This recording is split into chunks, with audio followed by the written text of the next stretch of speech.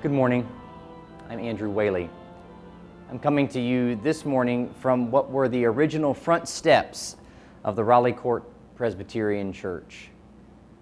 Most of you know that since our founding in 1924 and the construction of this building in 1925, that we have called ourselves the Church of the Open Door.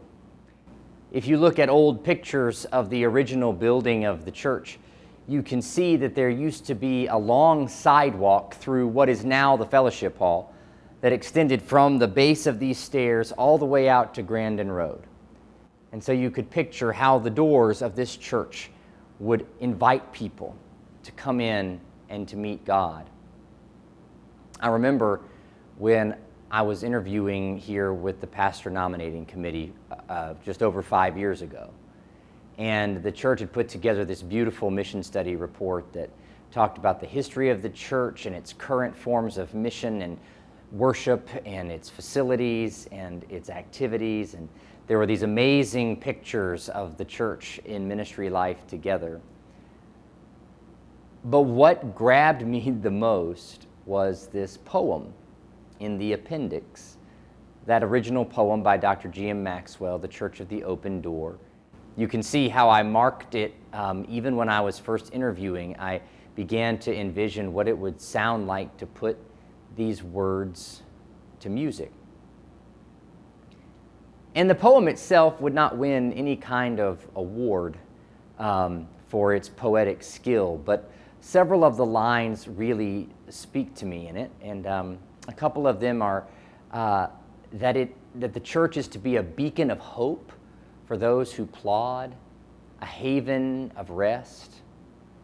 I think about that sidewalk to Grandin Road, this stairwell and these doors beckoning people in to discover hope for their life, to find rest from their souls. There is a way in which this poem is connected, I think, to the 46th Psalm, a psalm we often read at funerals or in times of distress.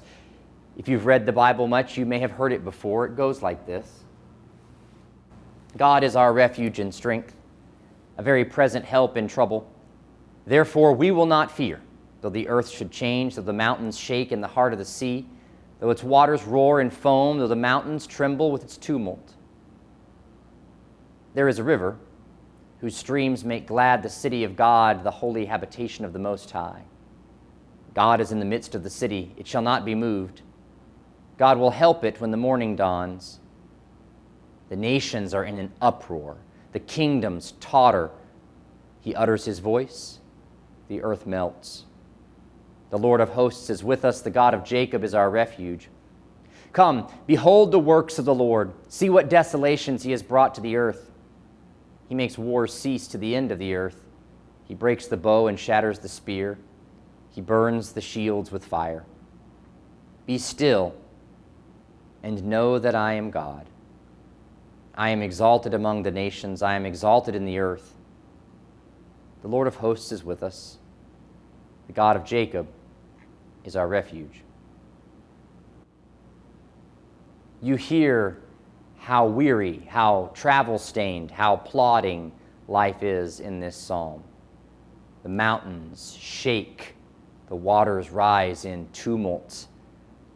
Desolation comes to the earth. The kingdoms of the earth totter. Uncertainty, fear, devastation. They laid around people in the Raleigh Court neighborhood in 1924 and 1925. They rage around us now, too. But in all of those seasons, there have been people, men and women and children, who have mounted these sturdy stairs to make their way into the presence of God, to find a haven of rest, to encounter a beacon of hope, to be still in the midst of the tumult, and know once more who their God is. So whenever you're here, again, whenever that is, take a minute to just grab the handrail or climb your way up these stairs. Watch the children weave their way through the spindles or leap from the top step. The stories are endless. And remember that we still are invited to discover rest and hope in God here, a transcendent moment amidst the tumults and the storms of life, to remember that we have one in whom we can always trust and who holds our very life.